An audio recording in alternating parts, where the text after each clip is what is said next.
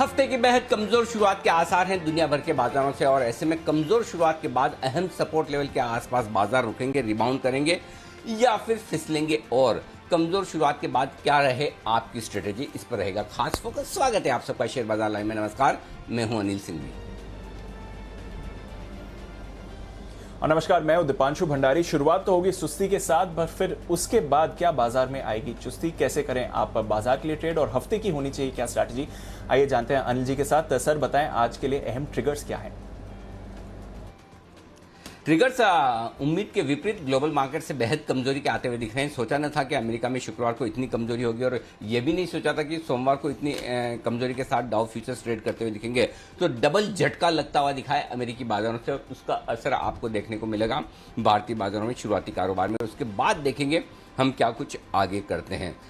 लेकिन ग्लोबल संकेत काफी कमजोरी के हैं। लेकिन इस बीच में एक बड़ी राहत की खबर भारतीय बाजारों के लिए, हमारी इकोनॉमी के लिए कि ओपेक प्लस अगस्त से प्रोडक्शन बढ़ाने पर सहमत हो गए। इसका मतलब क्लियर कट ये है कि कच्चे तेल के दाम थोड़े अब बढ़ना मुश्किल होंगे, कम से कम रुकेंगे, गिरे ना गिरे। और गिरने के संकेत आते दिखे $73 के आसपास कच्चा तेल। HDFC बैंक ने थोड़ा और कमजोरी में और माहौल कमजोर करने का काम किया है। नतीजे जो आए उम्मीद से थोड़े से कमजोर नजर आ रहे हैं। निफ्टी की दो कंपनियां भी आज अपने नतीजे पेश करेगी। दो खिलाड़ी आज शेयर बाजार में अपनी पारी की शुरुआत करने के लिए तैयार। दोनों ही आईपीओ को मिला था जबरदस्त response. GR infra, clean science दमदार लिस्टिंग के लिए हो जाइए तैयार। इसका भी पूरा विश्लेषण होगा आज आपके लिए। तो ये हैं बाजार के आज के आपके ढेर सारे ट्रिगर्स। जी दी बिल्कुल सर, तो ढेरों ट्रिगर्स हैं और नतीजों के लिहाज से भी ये हफ्ता काफी अहम रहने वाला है। साथ ही एक मिड वीक हॉलीडे भी है लंबे समय बाद। तो बातें तो कई सारी करनी है आपके साथ सर, पर एक बार जरा ग्लोबल मार्केट का एक्शन समझा दें। ये हुआ क्या है, क्योंकि फ्राइडे जब हम क्लोज हो रहे थे तो सब अच्छा था, मूड माहौल भी बढ़िया था, पर डाउ 300 अंक लुढ़का फ्राइडे को और आज सुबह भी हम कमजोरी देख रहे हैं। थोड़ी इन्फ्लेशन की चिंता है, थोड़ी ग्रोथ को लेकर चिंता है। कैसे समझें इस एक्शन को? जहां तक मुझे याद है अच्छे से दीप, और वो ये है कि शुक्रवार के बाजार बंद होने के वक्त मेरे ख्याल से 30-40 पॉइंट डाउ फ्यूचर्स ऊपर या नीचे 30-40 पॉइंट के रेंज में ट्रेड करते हुए दिख रहे। तो उस लिहाज से ऐसा था कि अमेरिका में कोई खास ऐसा कमजोरी वाला सेशन होगा नहीं। लेकिन उसके विपरीत दिन के निचले स्तरों पर अमेरिकी बाजार जाकर बंद हुए 300 पॉइंट के नुकसान के साथ डाउ, और नेस्डेक भी अच्छा खासा लुढ़का। इसके साथ ही डाउ फ्यूचर्स अभी भी ½ % कमजोर है, करीबन आप देख लीजिए 250 पॉइंट। तो हमें कम से कम 500 पॉइंट के आसपास की कमजोरी डाउ की पहचानी है। अब क्या हुआ है, अब जो हुआ है वही बात वही है दीप, जो मैं बार बार कहता हूं, इकोनॉमिक घटनाएं इस तरह से होती है, उसे आप जिस तरह से देखना चाहें देख ले। होता यह कि फिर हमें देखना इस तरह से पड़ता है जैसे कि बाजार उस पर रिएक्शन देता है। कायदे से देखा जाए तो जो कुछ भी डेटा हैं, जो कुछ भी खबरें हैं, उसको देखकर अमेरिकी बाजार में तेजी अगर होती तो वो भी जस्टिफाई होती। हुआ क्या है, पहला, इन्फ्लेशन को लेकर चिंताएं हैं अभी, लेकिन आगे चलते हुए इकोनॉमिक रिकवरी में वक्त लगेगा। अगर इकोनॉमिक रिकवरी में वक्त लगेगा तो फिर इन्फ्लेशन बढ़ेगा कैसे, और इन्फ्लेशन बढ़ेगा तो इकोनॉमिक रिकवरी आनी चाहिए। तो दोनों अपने आप में कॉन्ट्राडिक्ट करने की बातें हैं। चलिए मान लिया कि इकोनॉमिक रिकवरी में वक्त लगेगा और इन्फ्लेशन, और ऐसे में आपके लिए ब्याज दरें निचले स्तरों पर बनी रहेगी। तो ब्याज दरें और घटकर बॉन्ड यील्ड आपके 1.27 के लेवल के आसपास आए हैं, तो वो और भी बढ़िया है। और कंज्यूमर सेंटिमेंट अगर आपका कमजोर है तो इसका मतलब है कि आपकी इकोनॉमिक रिकवरी जल्दी से नहीं होने वाली है। और अगर ब्याज दरें नीचे हैं तो फिर इक्विटी मार्केट के लिए तो ये अच्छा संकेत है। तो अभी तक का जो मैंने ट्रेंड देखा है अमेरिकी बाजारों का, मैं बता दूं आपको कि हम कोई अमेरिकी बाजारों के विशेषज्ञ नहीं है। हमें ये नहीं पता होता कि कितना एग्जैक्टली अमेरिकी बाजार किस तरह से रिएक्ट करेंगे। लेकिन अब तक का जो ट्रेंड है, पिछला ट्रेंड देखें दीप, तो जब भी अमेरिकी बाजारों में गिरावट आई है और उस गिरावट के साथ बॉन्ड यील्ड भी नीचे आए हैं, तो फिर अमेरिकी बाजार अगले 1-2 ट्रेडिंग सेशन में वापस रिबाउंड दिखा देते हैं। और अगर उसी ट्रेंड को इस बार फिर से अमेरिकी बाजार फॉलो करते हैं तो फिर कोई आपको डरने घबराने की जरूरत बिल्कुल भी नहीं है। दोनों चीजें एक साथ नहीं होती। या तो महंगाई बढ़ने का अनुमान आपका ऐसा हो कि महंगाई बढ़ेगी, तो महंगाई बढ़ेगी तो फिर बॉन्ड यील्ड भी साथ में बढ़ने चाहिए। ठीक है, वो नहीं हो रहा। अगर इकोनॉमिक रिकवरी में वक्त लगेगा तो महंगाई कैसे बढ़ेगी, और रिकवरी में वक्त लगेगा तो फिर ब्याज दरें नीचे ही रहनी चाहिए। तो बहुत सारे कंफ्यूजिंग सिग्नल्स हैं। एक तरफ आप इन्फ्लेशन की बात करते हैं, दूसरी तरफ डिफ्लेशन की बात कर रहे हैं। तो मेरे ख्याल से इससे कुल मिलाकर एक साफ तौर पर अमेरिकी बाजारों में लाइफ टाइम हाई के आसपास प्रॉफिट बुकिंग के तौर पर देखना चाहिए। और प्रॉफिट बुकिंग करने के लिए किस चीज का ट्रिगर होगा, ये आपको, हमें, अमेरिकी बाजारों को, भारतीय बाजारों को किसी भी पता नहीं होता। फॉर एग्जाम्पल 16,000 और 36,000 के नीचे प्रॉफिट बुकिंग होनी चाहिए। उसका ट्रिगर क्या ग्लोबल मार्केट से आया है, ये शुक्रवार 3:30 बजे तक तो आपको हमें किसी को भी नहीं पता था। तो मार्केट में प्रॉफिट बुकिंग के ट्रिगर कई बार अनएक्सपेक्टेड आते हैं, कई बार एक्सपेक्टेड आते हैं। अब हम पीछे मुड़ के आराम से देख सकते हैं कि हाँ यार ये लेवल तो अच्छे थे, 16,000 36,000 जहां बुक करना चाहिए, आसानी से तो पार होंगे नहीं, बड़े हैं, वो कहने में कह सकते हैं। लेकिन अल्टीमेटली क्या वो शुक्रवार को ही हो जाना था? क्या अमेरिकी बाजारों में इतनी तेज गिरावट आएगी? तो ये सारे ट्रिगर्स ऐसे हैं। यही बाजार की खूबसूरती है, यही बाजार की आदत है, ये कि आपको कई बार अनएक्सपेक्टेड पॉजिटिव या नेगेटिव साइड पर आपको सरप्राइजेज आते हैं, शॉक्स आते हैं, उसकी आपकी तैयारी होनी चाहिए। लेकिन ओवरऑल अमेरिकी बाजारों की गिरावट को लेकर मैं ये मानकर चलता हूं 2 चीजें देखनी चाहिए। पहला, रसल 2000 जो उनका स्मॉल कैप इंडेक्स है वो पिछले 2 दिनों से ऑलरेडी आपको कमजोरी के संकेत दे रहा था। 2 दिन में 3.5 पौने 4% वो गिरा था और शुक्रवार को फिर गिरा। तो 3 दिनों से ब्रॉडर मार्केट में अमेरिका में सेलिंग है, वो थोड़ा सा आपके लिए सावधानी का विषय है। दूसरा, लाइफ टाइम हाई के आसपास थोड़ी प्रॉफिट बुकिंग होना लाजमी थी, वो हो गई। तो अब मेरे ख्याल से अगर बॉन्ड यील्ड आपके 1.27 के आसपास है तो अमेरिकी बाजार 1 या 2 दिन में फिर से रिबाउंड कर जाएंगे। तो बहुत ज्यादा चिंता करने की बात नहीं है अगर ब्याज दरें नीचे है। हाँ, अगर बॉन्ड यील्ड बढ़े तो चिंता करनी चाहिए, और बॉन्ड यील्ड बढ़ने के संकेत नहीं है। तो मुझे लगता है अमेरिकी बाजारों को ये सेशन को, शुक्रवार के सेशन को और आज के डाउ फ्यूचर्स के ट्रेड को प्योरली प्रॉफिट बुकिंग के तौर पर देखिए। बहुत डरने और घबराने की जरूरत नहीं है। ये मेरी लिमिटेड समझ से मैं आपको कहना चाहता हूँ। जी दीप। चलिए, तो सर ये आपने भरोसा बढ़ाने वाली बात बताई कि डरने घबराने की जरूरत नहीं है, और थोड़ी गिरावट आई है, देखते हैं किस तरह से एक्शन होगा। पर सर वही सवाल है कि जब जब हम कंजेशन जोन में आते हैं कुछ ना कुछ ट्रिगर्स आ जाते हैं जिसकी वजह से बाजार थोड़ा गिरते हैं। जब लग रहा था कि शायद फाइनली 16,000 को क्रॉस करने के लिए निफ्टी तैयार है, एक बार फिर से आज गिरावट का ट्रिगर आ गया। तो भारतीय बाजार के लिहाज से क्या इंपॉर्टेंट रहेगा इस हफ्ते आज के लिए? देखिए दोनों चीज है। देखिए मतलब बाजार एकदम परफेक्ट ट्रेड कर रहा है, दोनों तरफ के ट्रेडर्स को बराबर मौका दे रहा है। ऐसा नहीं कि मतलब कोई आप समझिए लाइफ टाइम हाई के आसपास हम बाजार में कहीं कोई दूर दूर तक यूफोरिया नहीं है। कुछ एक आईपीओ को छोड़ दीजिए जहां अनाप शनाप सब्सक्रिप्शन आता हुआ दिख रहा है, जो शायद जितना वो डिजर्व करते हैं उससे ज्यादा आ रहा है, वो एक अलग चीज हो सकती है। कुछ केसेस में छोड़ दीजिए कि बहुत ही स्मॉल कैप के बाद माइक्रो कैप शेयर अब भागने लगे हैं, 10-10, 15, 20% बढ़ जाते हैं। तो वो हल्का फुल्का, और वो भी तब आ रहा है जब लाइफ टाइम हाई पर मार्केट लंबे समय से बाजार में कोई बड़ा करेक्शन नहीं देखा, तो इतना तो यूफोरिया बनेगा। बट एक वो अनाप शनाप यूफोरिया वाली चीजें जो होती है कि भाई लाइफ टाइम हाई पर हर आदमी बुलिश ही है, कोई शॉर्ट करने को तैयार ही नहीं है, पुट कॉल रेशियो आपका हमेशा 1.50, 1.60, 1.70 पर ही चल रहा है, 10-10, 15-15 स्टॉक आपके वायदा कारोबार के बैन में है। मतलब जो लाइफ टाइम हाई लगाने वाले स्टॉक्स की लिस्ट है, रोज 300, 400, 500 शेयर लाइफ टाइम हाई लगा रहे हैं। 20-20% के सर्किट की लिस्ट वाली आपके 200, 300 शेयर हैं। अभी तक कम से कम हम उससे दूर हैं, और हर वक्त बाजार बीच बीच में करेक्शन के मौके दे रहा है और वहां पर हल्का होता है। तो मुझे लगता है इसे भी उसी तौर पर देखना चाहिए। और दीप, इसीलिए हम बार बार कहते हैं कि think for the best and prepare for the worst. शुक्रवार को अनडाउटेडली मुझे भी और सारे लोगों को, जिस तरह से लाइफ टाइम हाई पर आप बंद हुए हैं, एक तरह से 1 पॉइंट नीचे लाइफ टाइम हाई, और शुक्रवार को लाइफ टाइम हाई बनाया है आपने, वीकली क्लोजिंग भी थी, तो ऐसे में नेचुरली आप बुलिश ही होंगे, बुलिश होना भी चाहिए, कोई गलत नहीं है। लेकिन इसीलिए 15,800 का पुट खरीदकर आपको हेज करने की राय इसीलिए दी जाती है। 16,000 का कॉल बेचकर आप अपनी पोजीशन को हेज ऐसे करें। हेज करके चलने में आपके लिए इस तरह की कभी भी ओवरनाइट रिस्क होती है, तो वो आप उसे संभाल सकते हैं। अब अगर आपने किया है तो अच्छी बात है, नहीं भी किया है तो बिल्कुल भी डरिए और घबराइए मत। 2 लेवल्स मैं आपको देता हूं जिस पर आपको नजर रखनी है दीप। पहला लेवल है आपके लिए निफ्टी पर 15,675 का। अगर 15,675 के नीचे आज निफ्टी बंद होता है तो ही पहला संकेत आपके लिए कमजोरी का आएगा। अगर आपने क्लोजिंग बेसिस पर 15,675 को बचा लिया तो बिल्कुल भी टेंशन लेने की जरूरत नहीं है, डरने घबराने की बिल्कुल भी जरूरत नहीं है। आप अभी भी पूरी तरह से तेजी में, और तेजी की आपकी रेंज जो है वो 15,600 से लेकर 16,400 पॉइंट की है। तो 15,675 आपका क्लोजिंग बेसिस पर होल्ड करना जरूरी है। तब तक 15,675 के ऊपर बंद हो रहे हैं तब तक आपका ट्रेंड पॉजिटिव है। 15,575 के नीचे अगर आप बंद होते हैं तो आपका ट्रेंड पॉजिटिव से न्यूट्रल साइड पर होता हुआ दिखेगा। तब देखेंगे कि आपको लॉन्ग पोजीशन कितनी कम करनी है, न्यूट्रल ट्रेंड में आएंगे। नेगेटिव ट्रेंड में आने के लिए अभी काफी वक्त है, काफी नीचे के लेवल है जो 15,200-250 के आसपास आते हैं, उसके नीचे जाकर आप ट्रेंड नेगेटिव बनते हैं। तो अभी तक ऐसा कोई संकेत नहीं है जिससे आपको डरने की जरूरत। 15,675 के ऊपर जब तक बंद हो रहे हैं तब तक बिल्कुल भी डरिए और घबराइए मत, कोई चिंता की बात नहीं। और ऐसा ही क्लोजिंग का लेवल बैंक निफ्टी के लिए थोड़ा दूर का आता है, लेकिन वो आता है दीप 34,500 का। जब तक 34,500 के नीचे बैंक निफ्टी बंद नहीं होता, जो कि यहाँ से 1200-1300 पॉइंट दूर है, तब तक बैंक निफ्टी का भी ट्रेंड बदलेगा नहीं। तो निफ्टी का 15,675 के नीचे ट्रेंड पॉजिटिव से न्यूट्रल होगा, बैंक निफ्टी का ट्रेंड 34,500 के नीचे पॉजिटिव से न्यूट्रल होगा। तब तक आप अच्छे ट्रेंड में, और इस अच्छे ट्रेंड में बीच बीच में झटके लगेंगे, करेक्शन आएंगे, उसकी हमारी तैयारी होनी चाहिए। बिल्कुल सर, तो थोड़े थोड़े झटके आते रहेंगे बट ट्रेंड पॉजिटिव है और लेवल्स बाजार फिर से रिस्पेक्ट करते हुए दिख रहा है। आज देखते हैं किस तरह की स्ट्रैटेजी बननी चाहिए। चलिए सर, फिर आज का सेटअप भी आप समझा दीजिए। थोड़ी देर में नई लिस्टिंग्स के बारे में भी बात करेंगे, जो 2 आईपीओज हुई हैं उनका भी अपडेट लेंगे, पर आज का सेटअप आपको क्या कह रहा है?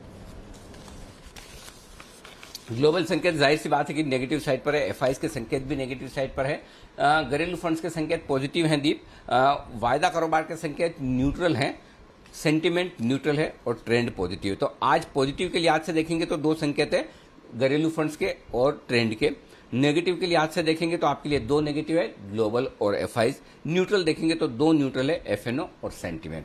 आइए आज के सपोर्ट जोन की बात बता दूं। 15,725 15,775 दिन के लिए सपोर्ट जोन है। इस रेंज में बाजार खुलने चाहिए, वक्त बिताना चाहिए। इसके नीचे फिसले तो 15,625 15,675 मेरे हिसाब से स्ट्रॉन्ग बाय जोन है। इस रेंज में निफ्टी पहुंचता है तो यहां पर न सिर्फ आपको अपनी शॉर्ट काटनी चाहिए, बल्कि फ्रेश खरीदारी भी जरूर करनी चाहिए, जरूर करनी चाहिए, इसमें कोई डाउट नहीं।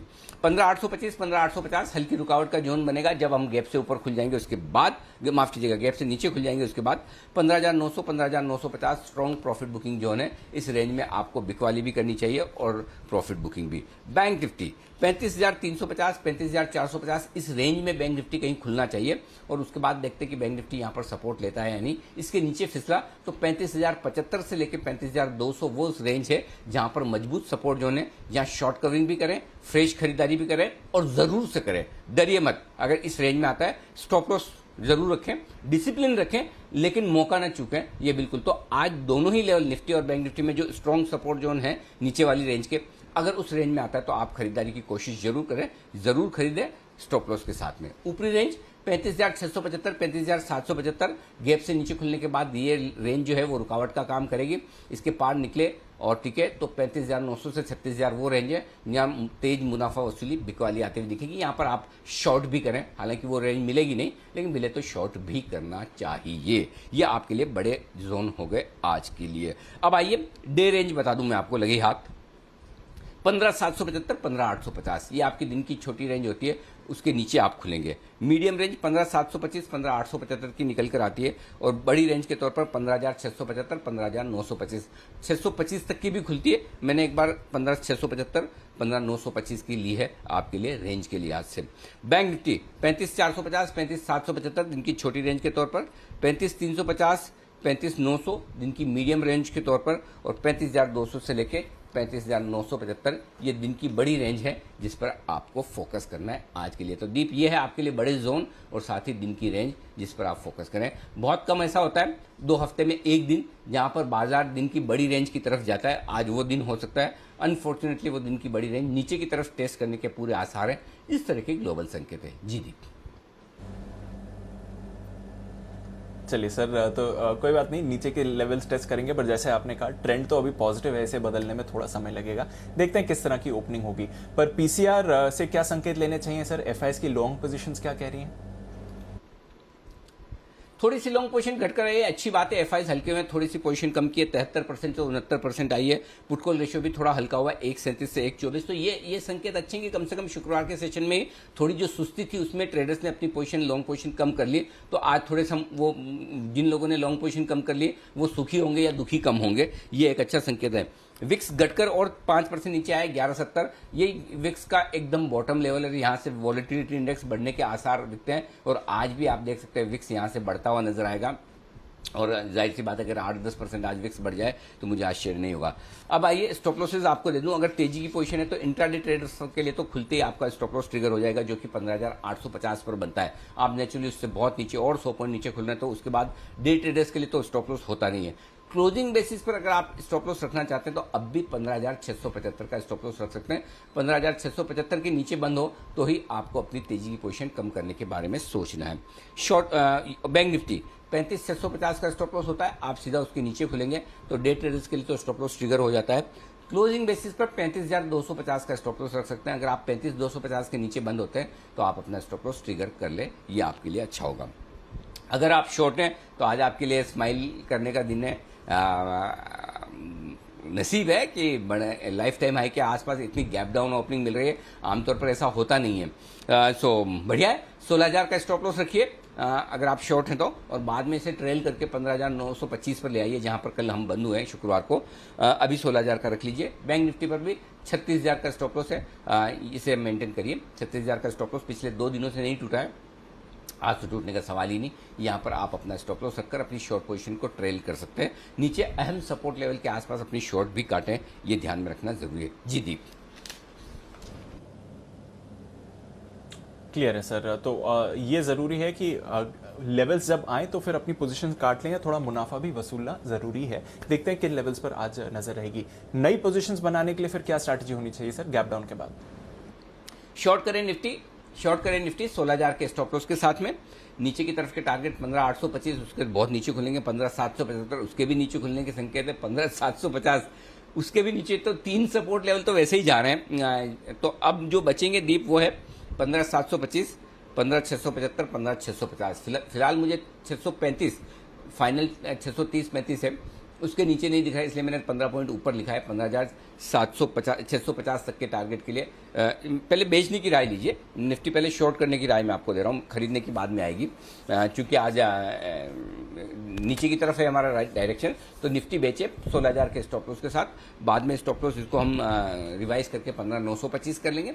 फिलहाल 15,650 तक के टारगेट के लिए आपको करनी है निफ्टी में बिकवाली। लेकिन अगर आप खुलेंगे अगर तीसरे लेवल पे 15,725 के आसपास, तो फिर कुछ खास जूस बचा नहीं, तब आप छोड़ देंगे। लेकिन हाँ, अगर पहले लेवल के आसपास भी खुले 15,825-775 की रेंज में, तो वहां पर एक मौका आपके लिए बन सकता है। तो कहाँ खुलते हैं वो 9:08 पर हम डिस्कस करेंगे। जो लोग खरीदना चाहते हैं 15,650, 15,725 की रेंज में खरीद सकते हैं। स्टिक स्टॉप लॉस आपका 15,575 का होना चाहिए। अगर आप स्टॉप लॉस लगाकर खरीद सकते हैं तो ही खरीदिए, अदरवाइज मत खरीदिए प्लीज।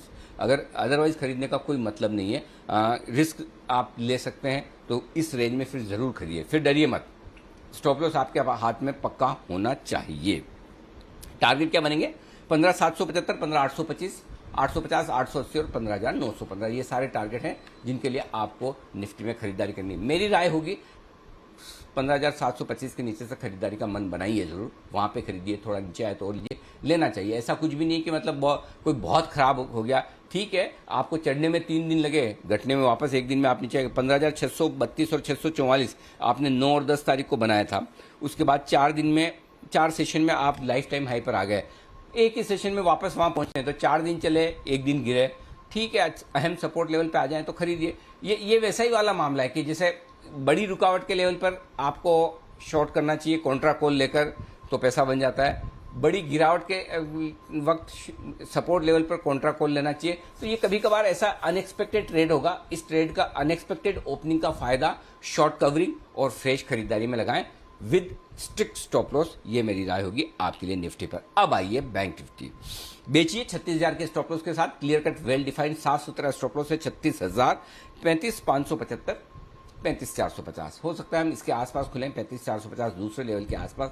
उसके बाद के लेवल्स 35,375, 35,300, 35,250, 35,200 और 35,075 तक के ये सारे लेवल्स हैं जिसके लिए आपके लिए बिकवाली करने की राय है। और जो लोग खरीदना चाहते हैं वो 35,200, 35,350 की रेंज में खरीदिए और पक्के से खरीदिए, कोई दिक्कत नहीं। वहां पर एक चांस ले सकते हैं। स्टिक स्टॉप लॉस में दूर का दे रहा हूं 35,000 का। इस स्टॉप लॉस को फॉलो करिए। 450, 35,575, 35,675, 35,750 और 35,800 ये सारे हैं वो टारगेट जिनके लिए बैंक निफ्टी में भी खरीदारी की है। कोई दिक्कत नहीं, नीचे में सपोर्ट लेवल पर निफ्टी भी खरीदिए, बैंक निफ्टी भी खरीदिए, शॉर्ट भी काटिए, डरिए मत। जो होना वो तो हो गया। वो 200 नीचे खुल रहा है वो तो आपके हाथ में नहीं है, लेकिन खुलने के बाद क्या है वो आपके हाथ में। तो खुलने के बाद डरिए घबराइए मत, शांति से रहिए, स्टॉप लॉस फॉलो करिए, बाकी आप आराम से अपनी पोजीशन पर बने रहें। जब तक कि इंपॉर्टेंट सपोर्ट लेवल के नीचे बाजार नहीं बंद होता, और वो लेवल है निफ्टी पर 15,675 के नीचे सावधान होना है क्लोजिंग बेसिस पर, और बैंक निफ्टी पर 15,575 के नीचे पोजीशन हल्की करनी है। तब तक आप चिंता न करें। बैंक निफ्टी पर वो लेवल बहुत दूर है, 34,500 के आसपास के नीचे खराब होना शुरू होगा बैंक निफ्टी, और 35,000 के नीचे बंद होता है तो आपको सावधान होना है। तो अभी आपके पास कुशन है, इतनी लाइफ टाइम हाई पर 1-1.5% की वॉलेटिलिटी के लिए हमेशा तैयार रहना पड़ेगा। 1 से 3% मार्केट कभी भी किसी भी तरफ ऊपर या नीचे की तरफ का मूव अनएक्सपेक्टेड दे सकता है। अगर आप ट्रेड कर रहे हैं, शॉर्ट टर्म ट्रेडर हैं, इंट्राडे ट्रेडर हैं, तो आपको ये रिस्क हमेशा ध्यान में रखनी चाहिए। बाकी डरिए घबराइए मत, बाजार वोलेटाइल हमेशा रहता है, कब होगा ये पता नहीं, जब होता है तो आप अपने लेवल्स के हिसाब से, अब ये मत सोचो कि 200 नीचे खुल रहा है अब क्या होगा मेरा ये, अब ये सोचो कि खुलने के बाद क्या करना है और इन लेवल्स को स्ट्रिक्टली फॉलो करना है। जी दीप। बिल्कुल सर, तो लेवल्स को फॉलो करना है, गिरावट के बाद भी थोड़ा कुशन है, उसका ध्यान रखिए। बट हाँ, आज थोड़ी सुस्ती के साथ बाजार जरूर ट्रेड करने के लिए तैयार है। सर अगर फंड्स का डेटा देखें तो वो क्या कह रहा है, वायदा कारोबार से कुछ इंपॉर्टेंट लेवल्स और वायदा कारोबार की बैन लिस्ट में भी अपडेट है सर। नैल्को बाहर आ गया है, पर 6 स्टॉक्स बैन में बने हुए हैं, India bulls, Vodafone, PNB, NMDC, SAIL और सन टीवी। पर बताएं सर, फंड्स के डेटा से क्या देखना चाहिए?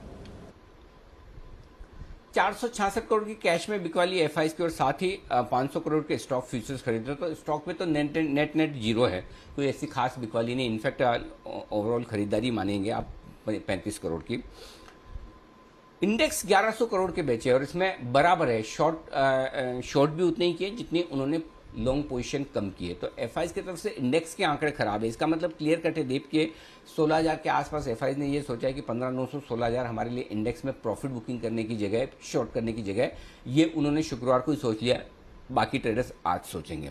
तो ये एफआईज के आंकड़े हैं। घरेलू फंड ने 666 करोड़ की खरीदारी की, ठीक है उनके हिसाब से, जो उनकी रन रेट है बढ़िया, 400-600 करोड़ रुपए की रेंज में रोज खरीदते तो वहां पर ठीक है। अब आइए एफएनओ डेटा के तौर पर 15,900 के नीचे खुलेंगे और बहुत नीचे खुलेंगे, यही सबसे बड़ी समस्या है। 15,900 के पुट पर हाईएस्ट ओपन इंटरेस्ट है 34 लाख शेयरों का, और हाईएस्ट ओपन इंटरेस्ट के बहुत नीचे, न सिर्फ 15,900 बल्कि 15,800 भी जा रहा है आपका। तो दीप करीबन 75 लाख शेयर तो ये दोनों ही स्ट्राइक प्राइस पर पुट में ऐसे हैं, पुट राइटर्स जिन्होंने तेजी की पोजीशन बनाई है, जिन्होंने पुट बेचे हुए हैं, ये आ गए रिस्क पर। और 15,700 के आसपास पहुंचने पर आपके करीबन 1 crore 5 lakh 1 crore 10 lakh put writers risk पर आ जाते। तो आज बजाय गैप से डाउन होने के बाद शॉर्ट होगी, इसकी संभावना कम है, लॉन्ग अनवाइंडिंग होगी। जिनकी तेजी की पोजीशन है और जिन्होंने अपने को आपको हेज नहीं किया था, ये जरूरत से ज्यादा तेजी की पोजीशन बने, उनकी पोजीशन कम होने का खतरा है। तो होगा क्या, आप गैप से जब नीचे खुलेंगे, गैप से नीचे खुलने के बाद थोड़ी देर आप ये देखेंगे कि बाजार कहाँ सेटल होने की कोशिश करता है। जो एग्रेसिव शॉर्ट सेलर्स हैं वो इसका फायदा उठाकर तुरंत लॉन्ग करने की कोशिश करते हैं, या जो कमजोर लॉन्ग ट्रेडर्स हैं वो अपनी तेजी की पोजीशन को स्टॉप लॉस के तौर पर काटते हैं। ये शुरुआत के 5-7-10 मिनट में पता चलेगा, और उसके बाद बाजार सेटल होने की कोशिश करेगा। तो ये आपके लिए 15,900 के नीचे बाजार खराब है। अब आइए बैंक निफ्टी, 35,500 के नीचे आप खुलेंगे, वही समस्या बैंक निफ्टी में भी जो 15,900 के नीचे निफ्टी पर है। 35,500 पर हाईएस्ट ओपन इंटरेस्ट पुट का है 14 लाख शेयरों का, उसके नीचे खुलेंगे तो उसके बाद आपके लिए सीधा अगला सपोर्ट 35,000 के आसपास बनता हुआ दिखता है। बीच में वही 35,200-300 के आसपास हल्का फुल्का सपोर्ट है, वो लेने की कोशिश करेगा। और 36,000 के कॉल राइटर्स स्ट्रांगली खड़े हैं, तो 16,000 और 36,000 दोनों ही ऊपर के लेवल पर निफ्टी और बैंक निफ्टी में कॉल राइटर्स हैं, और वो पार करना अब आसान नहीं होगा, स्पेशली आज की गैप डाउन ओपनिंग के बाद। तो जो 16,000 के सपने थे, स्वीट 16, वो ड्रीम में अब थोड़ा वक्त लगेगा। सोच तो ये रहती कि इस हफ्ते हमें देखने को मिल जाएगा, लेकिन कई बार ये होता है कि जो आप सोचो अगर वैसे ही हो जाए तो कहना ही क्या। बट एनीवे, मार्केट है, इस तरह की वॉलेटिलिटी, इस तरह के अनएक्सपेक्टेड मूव के लिए हमें हमेशा रेडी रहना ही होगा। इसीलिए हेजिंग, और जिसको हम बार बार कहते हैं इंश्योरेंस, तो आएगा, 16,000 भी आएगा, चिंता न करें। आज नहीं तो कल, कल नहीं तो अगले हफ्ते, अगले हफ्ते नहीं तो अगले महीने, कभी न कभी आप और हम दीप सब मिलकर हमारे दर्शकों के साथ 16,000 भी सेलिब्रेट करेंगे। धैर्य रखें, पेशेंस रखें, चिंता न करें, चलता है लाइफ। एक दिन के क्रैश से, एक दिन के गिरावट से खत्म नहीं होती है, और होनी भी नहीं चाहिए। तो डरिए मत, पॉजिटिव रहिए। बिल्कुल सर, बी पॉजिटिव, यही है मोटो। और जिस तरह से कल इंडियन टीम की परफॉर्मेंस रही थी, आशा करते हैं कि आज भी बाजार वैसा ही एक्शन दिखाए। सर कल का मैच देखा वैसे आपने? सर कल का मैच मतलब देखा, लेकिन मजा नहीं आया दीप। मतलब ये इससे बढ़िया मैच तो हमारे यहाँ चल रहा है मार्केट में, बुल वर्सेस बेयर, दोनों टक्कर में बराबर में, लाइफ टाइम हाई पर भी बेयर टक्कर में है। ऐसा नहीं कि मतलब कोई उन्होंने मैदान छोड़ दिया हो, वो एक तरफा है। मुझे लगता है कि अब श्रीलंका जैसा इतना छोटा सा देश है, बड़ी मुश्किल से वहाँ क्रिकेट होती है, वहाँ पे तो कोई मतलब खाली मुंबई की टीम या दिल्ली की टीम जाकर खेल के आए ना, उतना ही काफ़ी है। इंडियन टीम भेजने जैसी वो है नहीं, मतलब एनीवे, बट ठीक है, हम तो क्रिकेट लवर हैं, तो किसी भी तरह की क्रिकेट, किसी भी लेवल की क्रिकेट देखने में मजा आता है, बट वो मुकाबला बराबरी वाला नहीं है, बहुत ही एक तरफा मुकाबला है, तो ठीक है। चलिए सर, पर आशा करते हैं कि आज बाजार में फिर से फायरवर्क्स देखें। गैप डाउन के बाद किस तरह का एक्शन रहेगा उस पर नजर है, पर स्टॉक स्पेसिफिक एक्शन तो हर रोज रहता ही है, और आज भी एक बढ़िया स्टॉक एनालिस्ट आइडेंटिफाई करके आए हैं बिगुल स्टॉक ऑफ द डे का।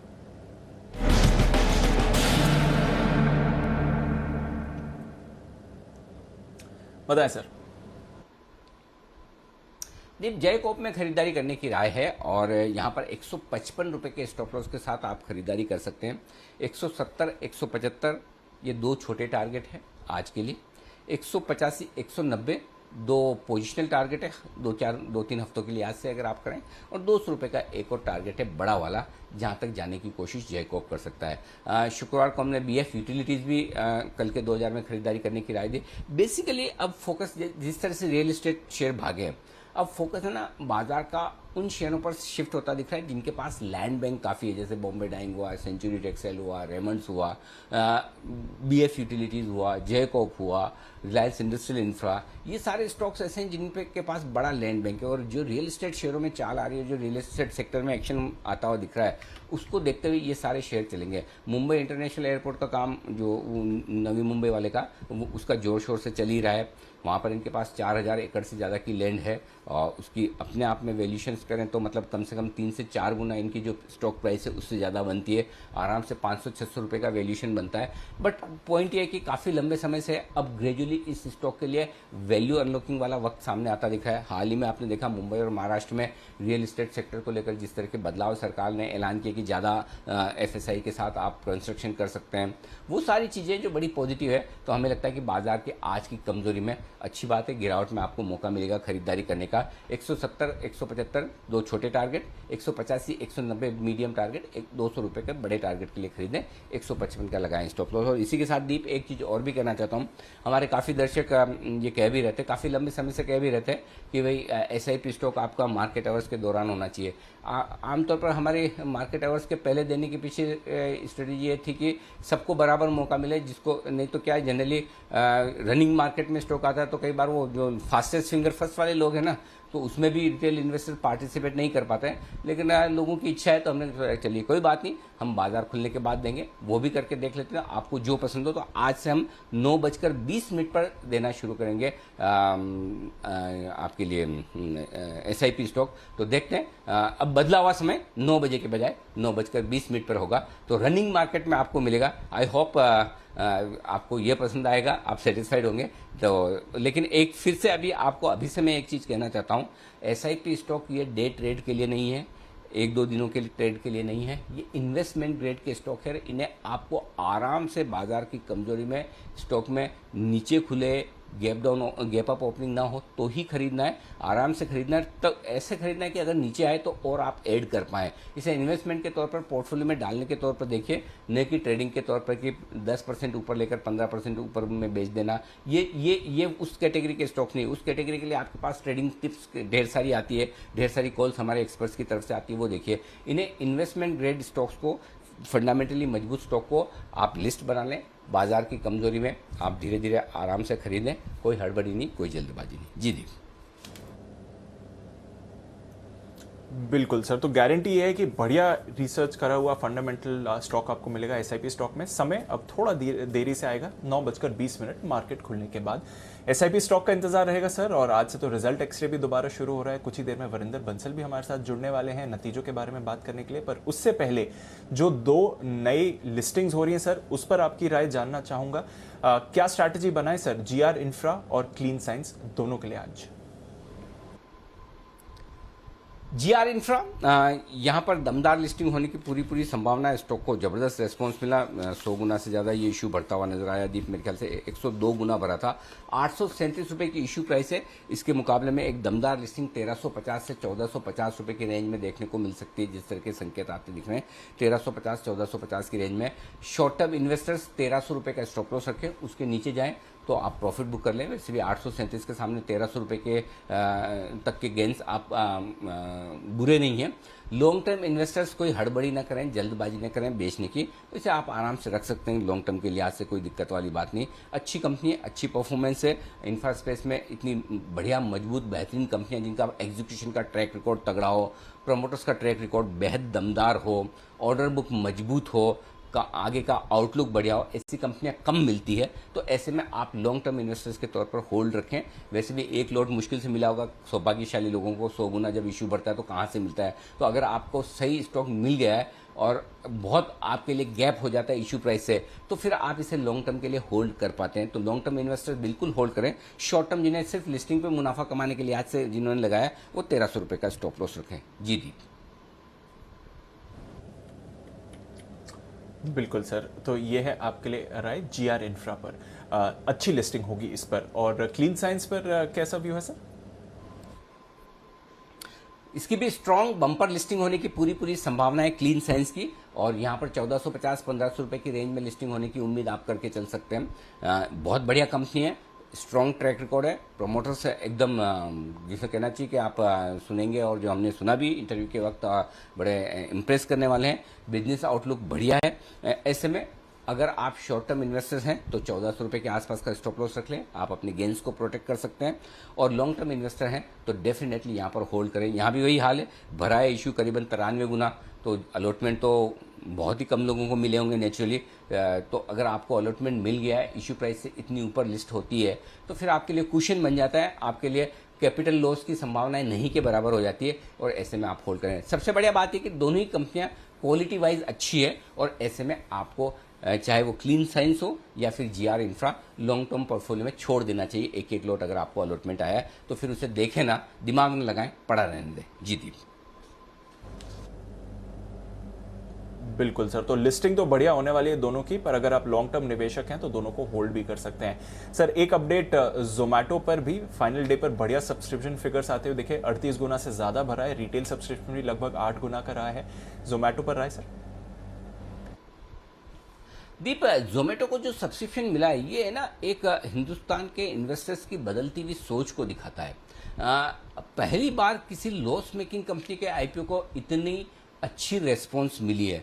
देखिए मैं बहुत फ्रेंकली बताता हूँ, हम भी थोड़े से मतलब इतने क्या कहना चाहिए कि ओवर एक्साइटेड नहीं थे कंपनी के बिजनेस को लेकर। नई तरह की कंपनी को लेकर बिल्कुल है, लेकिन क्या एक लॉस मेकिंग आईपीओ में भरपूर पैसा लगाना चाहिए। इसलिए ये ऐसे बिजनेस है जो मेक और ब्रेक टाइप वाले हैं।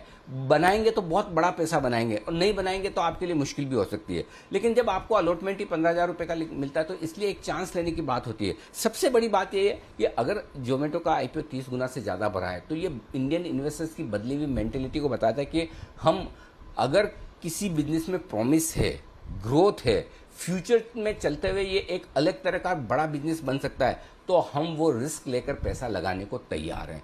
ये बड़ा मैसेज जोमेटो से आता हुआ दिख रहा है। और जोमेटो को जो ये रेस्पॉन्स मिला है दीप, ये आगे आने वाले कई यूनिकॉर्न्स स्टार्टअप्स के जो आईपीओ आ रहे हैं उनके लिए एक ट्रेंड सेट करेगा। अगर फर्ज करें जोमेटो का आईपीओ मुश्किल से 2-4 गुना बढ़ता, तो शायद आगे आने वाले आईपीओ की तरफ लोग क्वेश्चन मार्क लगाकर देखते हैं कि क्या किसी पेटीएम में भी इसी तरह से पैसा लगाना चाहिए, किसी मोबीक्विक में भी ऐसे ही लगाना चाहिए, या जो और सारे स्टार्टअप्स आ रहे हैं। लेकिन जोमेटो ने एक बात साफ कर दी कि इंडियन इन्वेस्टर्स मैच्योर हो चुका है, रिस्क लेने को तैयार है, बेट करने को तैयार है, ये मानने को तैयार है कि ठीक है थोड़ा बहुत पैसा मैं चांस लूंगा, अगर बना तो अच्छा बनेगा, नहीं बना तो कोई बात नहीं, जब तक मैं पानी में उतरूंगा नहीं, तैरना सीखूंगा नहीं। तो मुझे लगता है कि जोमेटो ने जो रेस्पॉन्स मिला माइंड बॉगलिंग है, अमेजिंग है, और ये एक ट्रेंड सेट करेगा आने वाले कई सारे आईपीओस के लिए। और ये एक अच्छा सिग्नल है प्राइमरी मार्केट के लिए, स्टार्टअप्स के लिए, उन नई कंपनियों के लिए जो अभी भी लॉस मेकिंग है लेकिन बाजार से पैसा जुटाना चाहते हैं। तो इनडायरेक्टली जो ऐसी सारी स्टार्टअप्स हैं उनको मैं एक ही राय दूंगा कि भाई कुंभ का मेला लगा हुआ है, डुबकी लगा लो। इस वक्त इंडियन इन्वेस्टर पैसा देने को तैयार है।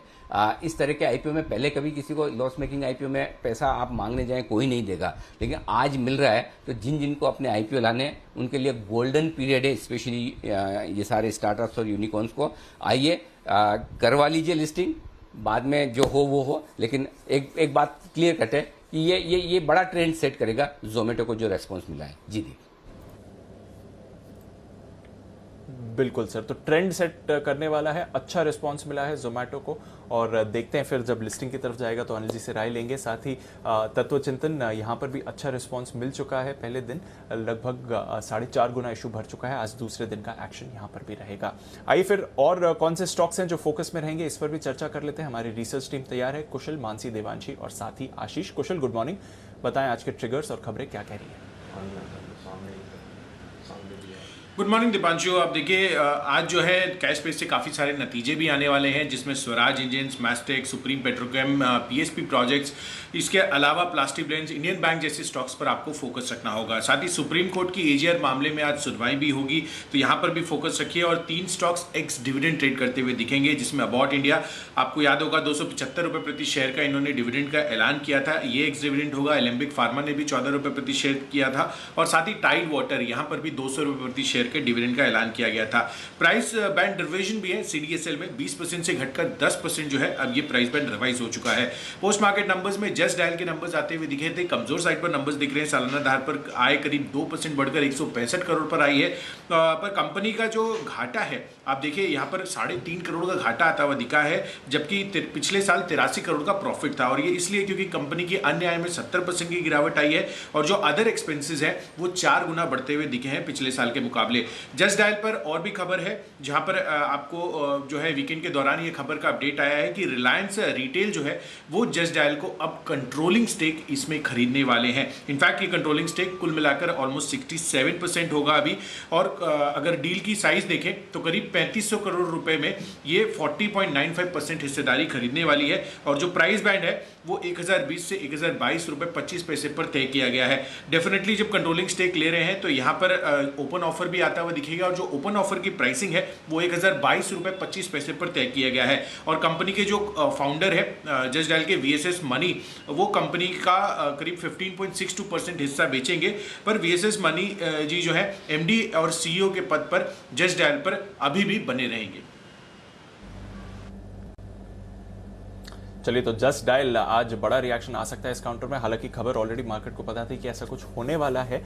जो प्राइस है वो थोड़ा मार्केट क्लोजिंग प्राइस से कम है, पर नतीजों पर भी रिएक्शन रहेगा जस्ट डायल का। इसके अलावा कुछ और खबरें और नतीजे लेकर देवांशी भी तैयार है। गुड मॉर्निंग देवांशी, बताइए। Good morning Deepanshu. आज सबसे पहले आपको मंगलम सीमेंट, इस स्टॉक पर आपको नजर रखनी है। जो कुल आय है उसमें 57% तक की बढ़त आती हुई दिखी है। कामकाजी मुनाफा करीब 80% तक बढ़ता हुआ दिखा, और मार्जिन आप देखिए 20% है, वहां से बढ़कर 30% पर आते हुए दिखे। मुनाफे में भी एक बड़ा जंप आपको YOY बेसिस पर आता हुआ दिखेगा। इस बार 14 करोड़ से मुनाफा बढ़कर 40 करोड़ पे आता हुआ दिखा है। टाटा पावर और HPCL, इन दोनों स्टॉक्स पर नजर रखें। अब देखिए दोनों कंपनीज ने मिलकर एक करार किया है, EV स्टेशन लगाने के लिए करार किया हुआ है। HPCL जितने भी यहाँ पे इनके पेट्रोल पंप्स हैं, जितने भी सिटीज़ में, वहाँ पे EV चार्जिंग स्टेशंस लगाती हुई दिखेगी। इसके साथ ही बैंक ऑफ महाराष्ट्र पर भी नजर रखनी होगी, जहाँ पे QIP बंद हो चुका है। इनका जो कुल इशू प्राइस है वो 23 रुपीज़ 70 पैसे प्रति शेयर पर तय हुआ है, जो कि इनके फ्लो प्राइस से करीब 4% to 5% के डिस्काउंट के आसपास है। इसके साथ ही जो टोटल इशू है उसका 50% जो हिस्सा है वो LIC को जारी किया हुआ है। रोजारी बायोटेक, इस पर भी आपको नजर रखनी होगी, जहां पे 120 करोड़ में ट्रिस्टर एंटरप्राइज में कंपनी ने हिस्सा खरीदा है। फिलहाल 75% हिस्सा खरीदेगी, और उसके बाद जो बचा हुआ हिस्सा है वो आने वाले 3 साल में पूरा करती हुई दिखेगी। लेकिन जो एंटरप्राइज वैल्यू तय की गई है वो 120 रुपीज़ की तय की गई हुई है। साथ ही केसोराम इंडस्ट्रीज पर आपको नजर रखनी होगी। 21 जुलाई को बोर्ड की बैठक होने वाली है, जहां पे इक्विटी के जरिए पैसे जुटाने पर फैसला होता हुआ दिखेगा। तो ये कुछ स्टॉक्स हैं जहां पे आज आपको फोकस करके चलना है। बिल्कुल, तो ढेरों स्टॉक्स हैं खबरों वाले जहां पर आपको नजर रखनी है। आइए मानसी से भी जान लेते हैं कुछ और खबरों वाले स्टॉक्स। गुड मॉर्निंग मानसी, बताइए।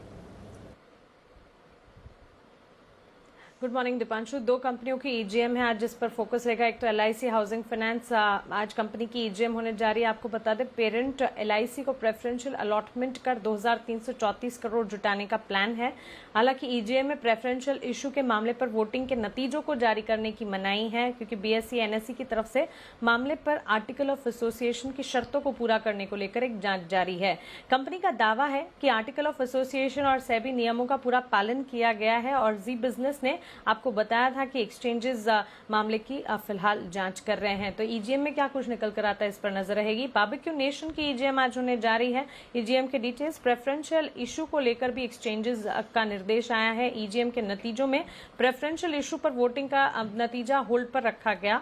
हालांकि एक्सचेंजेस की ओर से जारी जो जांच है वो पूरी होने के बाद नतीजे आते हुए दिखेंगे। कंपनी ने प्रेफरेंशियल इशू के लिए रजिस्टर्ड वैल्यूअर नियुक्त किए हैं। वैल्यूअर रिपोर्ट में दाम जारी किए जा रहे दाम से अधिक नहीं है और लिस्टेड होने की वजह से वैल्यूअर की जरूरत नहीं है। बारबेक्यू नेशन की तरफ से स्टेटमेंट्स कुछ आते हुए दिखे हैं। ईजीएम में क्या निकल कर आता है नजर रहेगी। टाटा स्टील एलआईसी ने Q1 में 2.19% हिस्सा बेचा है। एसबीआई लाइफ ने 1.1% हिस्सा टाटा स्टील में बेचा है। शिल्पा मेडिकेयर आईसीआईसीआई प्रूडेंशियल ने Q1 में 1.7% हिस्सा बेचा है। और अंत में बटरफ्लाई गांधीमती, यहाँ पर Q1 में डीएसपी स्मॉल कैप फंड ने 3.04% हिस्सा जो है उसकी खरीदारी की है। ओके, तो ये हैं आपके लिए कुछ और खबरों वाले शेयर्स। नजर रखते हैं यहाँ पर, देखते हैं ब्रोकरेजेस आज क्या कह रही हैं एफआईआर में।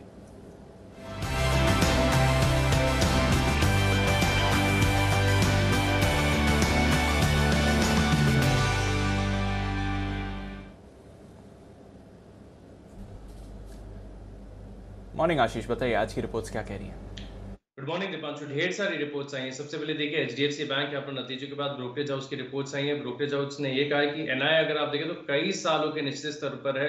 हालांकि एसेट क्वालिटी अभी भी कहीं ना कहीं अगर आप देखें तो ऑलमोस्ट कंफर्टेबल है, लेकिन क्योंकि प्रोविजनिंग ज्यादा बढ़ती हुई नजर आई है, इसके चलते मुनाफे पर असर देखने को मिला है। गोल्डमैन सैक्स खरीदारी की राय दे रहे हैं और लक्ष्य उन्होंने 1828 से घटाकर 1803 रुपए कर दिया है। वहीं अगर आप देखें तो मॉर्गन स्टैनली ने ओवरवेट की रेटिंग को बरकरार रखा है, लक्ष्य दिया 2000 रुपए का। जेपी मॉर्गन ओवरवेट की रेटिंग दे रहे हैं 1800 रुपए पर, इन्होंने भी लक्ष्य को बरकरार रखा है। और जेफरीज भी खरीदारी किराए को बरकरार रखे हुए हैं 1900 रुपए के लक्ष्य के लिए। एचडीएफसी एएमसी यहाँ पर भी नतीजों का असर देखने को मिलेगा। मॉर्गन स्टैनली की रिपोर्ट आई है, इक्वल वेट की रेटिंग को बरकरार रखा है और लक्ष्य बढ़ा है 3125 से बढ़ाकर 3270 कर दिया है। जेपी मॉर्गन और जेफरीज ने देखे जो टारगेट प्राइस है और रेटिंग दोनों को बरकरार रखा है। सीएलएसए मान रहे कि थोड़े से अगर देखें तो नतीजे हल्के से अनुमान से कमजोर देखने को मिले। एलएनटी फाइनेंस यहाँ पर भी देखिए नतीजों का असर देखने को मिलेगा। जेपी मॉर्गन की रिपोर्ट आई, न्यूट्रल की रेटिंग को बरकरार रखा है 93 रुपए के लक्ष्य के लिए। वहीं गोल्डमैन सैक्स खरीदारी के राय दे रहे हैं 128 के लक्ष्य के लिए। जस्ट डाइट पर नजर रहेगी। मैक्वायरी की रिपोर्ट आई है, अंडर परफॉर्म की रेटिंग को बरकरार रखा है, लक्ष्य में कोई बदलाव नहीं किया 566। वहीं सिटी अगर आप देखें जो न्यूट्रल की रेटिंग को बरकरार रखे हुए हैं, लेकिन लक्ष्य इन्होंने देखे बढ़ाए, लेकिन अभी भी करंट मार्केट प्राइस से ज्यादा दूर नहीं, 1078 रुपए का जो है इन्होंने लक्ष्य दिया है। एलएनटी इन्फोटेक यहाँ पर देखिए नतीजों के बाद थोड़ी सी नेगेटिव रिपोर्ट्स आते हुए देखिए। ब्रोकरेज हाउस को कहीं ना कहीं महंगे वैल्यूएशन का कंसर्न और रिस्क एंड रिवॉर्ड की जो है थोड़ी सी चिंता होती हुई नजर आ रही है।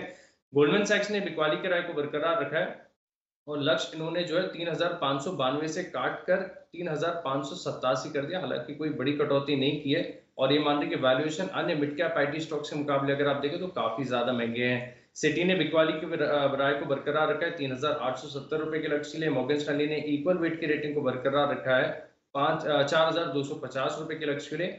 मैक्वायरी ने आउट परफॉर्म की रेटिंग दी है 4700 रुपए के लक्ष्य के लिए। अंत में देखिए रिलायंस इंडस्ट्रीज यहाँ पर भी सबकी नजर रहेगी। यहाँ पर जस्डाइल के एक्विजिशन की खबर के बाद सिटी की रिपोर्ट आई है, न्यूट्रल की रेटिंग को बरकरार रखा है 2200 रुपए के लक्ष्य के लिए। वहीं जेपी मॉर्गन न्यूट्रल की रेटिंग दे रहे 2250 रुपए के लक्ष्य के लिए। तो ये है आपके लिए तमाम रिपोर्ट जिन पर रहेगा एक्शन। आइए एक्शन को बढ़ाते हैं आगे। आज है सोमवार, वक्त है पिक ऑफ द डे का। स्वागत करते हैं हमारे सभी मेहमानों का।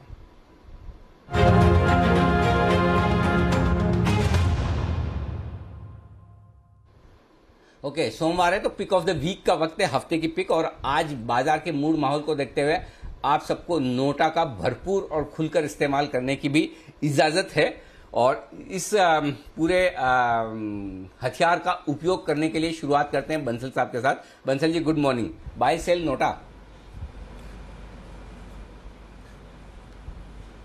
सुप्रभात Anil ji, very good morning Deepanshu. Anil ji NOTA बिल्कुल भी नहीं है, मेरे पास पिक ऑफ द वीक है भारतीय एयरटेल। अगर आप ध्यान दें तो पिछले से पिछले शुक्रवार को मैंने और कुणाल जी ने इसको स्पेशली रिकमेंड किया था 533 534 के अराउंड, और बड़ा हाई कन्विक्शन के साथ बोला था कि स्टॉक चलेगा। स्टॉप लॉस क्लोजिंग बेसिस का था, तब स्टॉप लॉस दिया था क्लोजिंग बेसिस का 523 का, और अब है स्टॉप लॉस क्लोजिंग बेसिस का 526 का।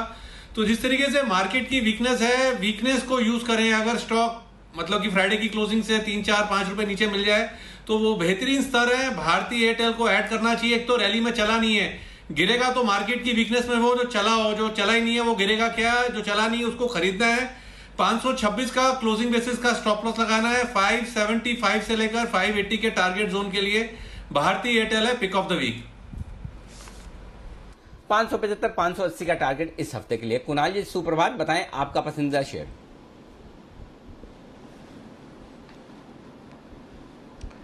सुप्रभात अनिल जी, सुप्रभात दीपांशु। अनिल जी मेरी भी खरीदारी की राय है और खरीदना है डीएलएफ, जिसकी चर्चा हम लोग शुक्रवार को भी कर रहे थे। बड़ा ब्रेकआउट हुआ है अनिल जी, और मुझे लगता है कि जो निफ्टी रियल एस्टेट इंडेक्स में ब्रेकआउट हुआ है, सारे रियल एस्टेट काउंटर्स में आपको दमदार प्रदर्शन देखने को मिलेगा।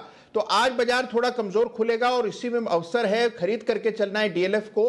322 रुपए पर स्टॉप लॉस रख लें, जितना नीचे मिले उतना बेहतर। 322 का स्टॉप लॉस रख करके बाय करें। और ऊपर मुझे लगता है अनिल जी डीएलएफ में आपको 360 रुपए के लेवल्स बहुत जल्द आते हुए दिखेंगे, तो बड़ा अपसाइड बनेगा डीएलएफ में। गिरावट में मेरी खरीदारी करें। ओके, डीएलएफ में करें खरीदारी, ये है राय आपके लिए कुणाल जी की तरफ से। सिमी जी गुड मॉर्निंग, बताएं आपको क्या पसंद है। Very good morning Anil ji. मेरे तरफ से तो कभी भी नोटा नहीं होता है, मैं तो आज भी देने के लिए तैयार हूँ, और मैं आज दे रही हूँ और एक मिड कैप बीएफ यूटिलिटीज, जो मेरा फेवरेट है, आप लोगों को मालूम भी है, कई बार मैंने दे चुका है। और फ्राइडे का सीरीज सेशन में बीएफ यूटिलिटी में एक ब्रेकआउट आया था, उस ब्रेकआउट का पूरा फायदा आज आना चाहिए। मार्केट अगर नीचे खुलता है तो ये दोबारा खरीदने का मौका देगा। 480 का स्टॉप लॉस के साथ खरीदने का सलाह होगा। पहला टारगेट होगा 535, दूसरा 555 और तीसरा होगा 575। तो ये तीनों टारगेट्स के लिए पूरा वीक के लिए बीएफ यूटिलिटीज को खरीदने का सलाह होगा। 480 का स्टॉप लॉस मेंटेन करना रहेगा। बिल्कुल, तो सिमी जी आप मेरा धन्यवाद स्वीकार कर लें, क्योंकि शुक्रवार के शो में क्लोजिंग वाले शो में कल के 2000 पर के तौर पर हमने 470 475 के आसपास दिया था बीएफ यूटिलिटीज खरीदारी का राय।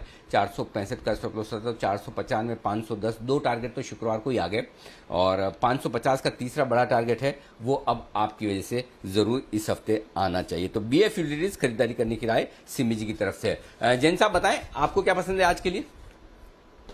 हाँ बिल्कुल, पिक ऑफ द वीक के तौर पे तो पसंद है ही है। मैं लास्ट वीक जो बाजार अगले हफ्ते, उसमें मैंने पावर ग्रिड को इंटरनेट एफएनओ पिक के तौर पे दिया था। पोदार पिगमेंट्स एक बेहतरीन, मेरे को डाइजन पिगमेंट सेगमेंट वैसे ही बहुत बढ़िया लगता है, उसको मैंने इंट्राडे कैश मार्केट पिक के तौर पे दिया था। और एक बहुत ही क्वालिटी स्टॉक है स्टर्लिंग टूल्स, वो मैंने पोजिशनल पिक के तौर पे, और KEC international long term pick के तौर पे। तो ये स्टॉक्स तो थे लास्ट वीक के। और इस वीक जो मैं लाया हूं वापस से वो है, देखिए जीआईपीसीएल मुझे बहुत बढ़िया लगता है। अच्छा खासा करेक्टेड स्टॉक है और मार्केट्स के मूड और माहौल आज खराब है, तो हो सकता है कि सारे स्टॉक्स नीचे के लेवल्स पे मिले, तो इन स्टॉक्स को लेना जहां पे डाउनसाइड रिस्क भी बहुत कम हो जाएगी और रिस्क रिवॉर्ड रेशियो भी बेहतर हो जाएगा। और एचडीएफसी लाइफ मुझे ये बहुत बढ़िया लग रहा है स्टॉक, इंश्योरेंस सेक्टर ओवरऑल अच्छा लग रहा है। और last but not the least Lumax Autotech, यहाँ पे ध्यान दे। तो ये 3 स्टॉक्स तो हो गए इस हफ्ते के लिए पिक ऑफ द वीक, और बाकी मैंने जो 4 स्टॉक्स दिए थे वो मैंने बाजार अगले हफ्ते वाले मैंने रिपीट किया। स्टॉक आपके ये हैं जीआईपीसीएल, एचडीएफसी लाइफ और ल्यूमेक्स ऑटो। आज के लिए खरीदारी करने की राय। पोदार पिगमेंट, स्टर्लिंग टूल्स और केईसी इंटरनेशनल भी जेन साहब को है पसंद। आइए, नतीजों का सीजन पूरे जोर शोर से हो चुका है शुरू, और अब वक्त है आपको मुलाकात करवाने का एक खास मेहमान से, जो हर क्वार्टर, हर तिमाही नतीजों के बेहतरीन विश्लेषण के साथ आपके लिए जुड़ते हैं हमारे साथ। आइए स्वागत करते हैं वरिंदर बंसल का। वक्त है वरिंदर रिजल्ट एक्सरे का।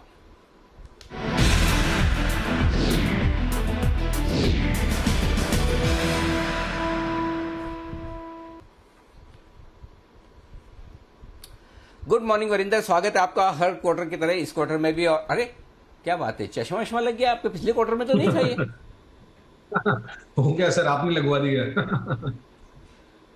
चलिए बढ़िया है, नतीजों को ज्यादा गौर से, बारीकी से और इतना घूर घूर कर देखने का परिणाम है कि वरिंदर आपको बदले हुए लुक में नजर आ रहे हैं, लेकिन उसका फायदा हमें, हमारे दर्शकों को, सबको मिलता है। शुरुआत कीजिए बड़े नतीजों के साथ वीकेंड पर जो आए, HDFC बैंक, L&T फाइनेंस, कैसे लगे आपको? Thank you sir for inviting me again. मैं पहले मैं ये बोलना चाहूंगा सर कि ये मेरा स्वार्थ है जो मैं यहाँ पे आता हूँ, आपके पास आता हूँ, बिकॉज ये रिजल्ट्स एक्स के कारण आई एम फोर्स्ड कि मैं सुबह सुबह इतना पढ़ लूँ तो कि मेरा ज्ञान बढ़ता है। तो थैंक यू सो मच मुझे अपॉर्चुनिटी देने के लिए। दूसरा sir, stock specific honestly 4 numbers आए थे, मुझे कोई भी नंबर कोई ज्यादा अच्छा लगा नहीं। सर HDFC बैंक, सब ऑफकोर्स आपने भी बोला, सब बोल रहे हैं, इसमें मेरे ख्याल में सबसे इंपॉर्टेंट क्या है सर कि जो रिटेल फोकस्ड NBFCs है ना, वहां पे पेन अभी भी बहुत ज्यादा दिख रहा है। HDFC बैंक के ज्यादा नंबर्स के बारे में बात ना करना उतना जरूरी नहीं है जितना आपको HDB फाइनेंशियल सर्विसेज के बात करना जरूरी है, बिकॉज उनका जो एसेट क्वालिटी है, GNPA है, वो डबल हो चुका है, फ्रॉम 3.9% टू 7.7% डबल हो चुका है। तो आई थिंक आपको बजाज फाइनेंस में भी थोड़ा सा ध्यान देना चाहिए। आज ऑफकोर्स अगर HDFC बैंक की बात करें तो NII ग्रोथ सिंगल डिजिट में था सर। मेरे ख्याल में ये पहली बार देखा है मैंने कि NII ग्रोथ HDFC बैंक का सिंगल डिजिट में होगा। एसेट क्वालिटी भी खराब ही आई है उसकी सर, जो नंबर्स आपने बोल चुके हैं। बट मैं एक और चीज बोलना चाहूंगा सर HDFC बैंक में कि ये कोई this is not a surprise. अगर आप HDFC बैंक का परफॉर्मेंस देखेंगे, लास्ट ईयर टू डेट देखेंगे, तो मेरे ख्याल में HDFC बैंक का स्टॉक सिर्फ 7% ऊपर है सर, सेंसेक्स 12% ऊपर है, एक्सिस बैंक 24% ऊपर है और SBI 54% ऊपर है। तो you know how much HDFC bank has underperform the market. So सबको मालूम है सर कि हाँ भी HDFC बैंक के नंबर को ज्यादा अच्छे नहीं आएंगे। सो ठीक है, नॉट अ बिग सरप्राइज। इसके लिए जो रिवर्सल ऑफ डिजिटल बैन है, मेरे ख्याल में जो सबसे बड़ा कैटलिस्ट है वो आपको देखना चाहिए, अदरवाइज नंबर ठीक है, खराब है, मालूम था। L&T financial holding sir again below expectations आए हैं। एसेट क्वालिटी आपने देखा है क्वार्टर क्वार्टर खराब ही हुआ है, बट इसमें जो डिस्बर्सल है सर वो 35% नीचे आए हैं क्वार्टर क्वार्टर, वो एक चीज है। बट अगेन सर ये ऐसे स्टॉक्स है जो चले नहीं है, वैल्यूएशन अट्रैक्टिव है, कोई खराब ऐसा नहीं है कि हाँ भी ये बहुत महंगी है तो आपको ऐसा लगेगा कि ये क्या हो गया, तो खराब ही है। डेन नेटवर्क से रिजल्ट सर, रिलायंस का स्टॉक है, नंबर्स खराब है बट स्टॉक गिरेगा नहीं, बिकॉज यू नो कि हाँ भी किस तरीके से वो मजबूत और व्हाटएवर है। आपको एबिटा, एक्चुअली एबिटा से सबसे जरूरी है that we have seen a fall of 26% quarter quarter और 25% YoY। आपको प्रॉफिट ऊपर दिखेगा पर उसमें डेप्रिसिएशन कम है, इसलिए प्रॉफिट ऊपर है। बट अदरवाइज अगर आप सेल्स फ्लैट थी, एबिटा बहुत खराब आया है इसका, डेन नेटवर्क्स का, बट जैसे ये स्टॉक पूरे का पूरा संभाला हुआ स्टॉक है। और लास्ट स्टॉक सर स्मृति ऑर्गेनिक्स, मैं इसकी बात इसलिए कर रहा हूं सर कि बहुत लोग मेरे देखे इस कंपनी के बारे में बात करते हैं। Just to remind you sir कि इसके 2 क्वार्टर पहले ग्रॉस मार्जिन 50% थे जो गिर के 40% हो चुके हैं, और एबिटा मार्जिन 2 क्वार्टर पहले 25% थे जो गिर के 14% हो चुके हैं। वैल्यूएशन बहुत एक्सपेंसिव है, नंबर्स नहीं आ रहे हैं लास्ट 2 क्वार्टर से, तो थोड़ा सा बच के रहिए। और मोस्ट ऑफ द APS में मैंने देखा है सर, क्योंकि इस कंपनी का 2% मार्जिन होता था दिसंबर में, 2% से 26% पहुंच गया, इसलिए इन कुछ स्टॉक्स का री रेटिंग हो गया। बट प्लीज ध्यान दीजिए कि लास्ट 2 क्वार्टर में ये मार्जिन बहुत जल्दी गिर रहा है, 25% से 15% मार्जिन आ गया है, which is not a small thing. Okay, एक और वीकेंड पर बड़ी चर्चा का विषय जो था वो था रिलायंस रिटेल की तरफ से जस्ट डायल में स्टेक खरीदने की डील वाली बातचीत। कैसे देखते हैं आप, क्या आपको लॉजिक इसके पीछे लगता है और क्या कुछ इसका इम्पैक्ट होगा? सर जब भी आप कभी किसी से बात करोगे ना कि रिलायंस ने ये कंपनी ले लिया, तो सब बोलेंगे कि बॉस अभी स्टॉक में कुछ होगा नहीं, बिकॉज सब बोलेंगे कि लास्ट में हमने कितने सालों में देखा है कि रिलायंस ने कोई भी एक्विजिशन किया है उसमें जो एक्वायर्ड कंपनी है उसको कभी ज्यादा बेनिफिट नहीं होता। एग्जाम्पल वाइज TV18 आपने देखा, बालाजी टेलीफिल्म्स देखा, EIH तो बहुत पहले लिया था। So lot of people are never comforting to the idea कि यार जो एक्वायर्ड कंपनी है आप उसमें कोई वैल्यू क्रिएशन ज्यादा देखोगे, और हिस्टोरिकली प्रूवन है कि अगर आपने ओपन ऑफर में टेंडर कर दिया तो आपका पैसा चलो अच्छा हो जाएगा। मेरा थोड़ा सा व्यू जस्ट डायल को लेके थोड़ा सा अलग है सर। जस्ट डायल हम हमेशा ये सोचते हैं कि एक डिस्कवरी प्लेटफॉर्म है, तो आपको वो जो होता है ना किसी का नंबर ढूंढना है, कुछ डिस्कवरी करनी है, तो वो उसके लिए यूज होता है। आई रियली हम ओपन ऑफर की रिलायंस किस तरीके से 65% के आसपास स्टेक लेगा उसकी बात कर रहे हैं, but we have to understand कि रिलायंस करना क्या चाहता है इसे। अगर सर ये रिलायंस इसको कॉम्प्रिहेंसिव ट्रांजैक्शन बेस्ड प्लेटफॉर्म बना देगा तो I think that will be a very very big thing, because उसने जो भी पास्ट में अनलिस्टेड स्पेस में एक्विजिशंस किए हैं वो इसके साथ पूरी कॉम्पीट नहीं कर रही है, बट बहुत ही अच्छा मतलब एक कॉम्प्रिहेंसिव ट्रांजैक्शन बेस्ड प्लेटफॉर्म बन सकता है जस्ट डायल। मैं एक और कंफर्ट लेता हूं सर कि जो अर्लियर प्रमोटर थे मनी, वो भी इस कंपनी में स्टेक होल्डर रहेंगे। सो आई थिंक उनका भी 10-12% स्टेक होगा इस कंपनी में। सो ऐसा नहीं है कि हाँ भी he is selling everything and going away, he is still remaining on the company. Valuation की बात की जाए सर, अगेन आई थिंक इस कंपनी में आपको डाउनसाइड लिमिटेड है, क्योंकि आपको 1020 का मालूम है कि हाँ भी उतना ही बॉटम बन जाएगा, उसके अलावा नहीं होगा।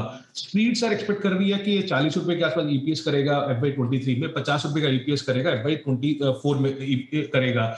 तो सर एक प्लेटफॉर्म बिजनेस रिलायंस जहां पे 67% होगा, तो इसको 30 टाइम कम से कम मिल सकता है। और अगर ये क्लियर हो गया कि रिलायंस किस तरीके से इंटीग्रेट करेगा जस्ट डायल को, और उसको क्या वो प्लेटफॉर्म बनाएगा कि नहीं बनाएगा, और सारी की सारी जो एक्विजिशन की है, देन इसको कुछ भी मल्टीपल 40-50 का मिल सकता है। सो मेरे हिसाब से सर डाउनसाइड बहुत लिमिटेड इस कंपनी में। We have to understand what Reliance will do for this company, but it's a very very interesting way the way this acquisition has happened. Numbers अच्छे नहीं आए थे सर, Q1 जो आया था वो खराब था, लास्ट क्वार्टर भी खराब था, स्टॉक ऑलरेडी 750 का 11 पे हो चुका है, ये सब ऑफकोर्स ऑलरेडी है। But I think Reliance is thinking something bigger for JD, जो हमें दिख नहीं रहा है। जी बहुत बहुत शुक्रिया वरिंदर पूरा विश्लेषण देने के लिए।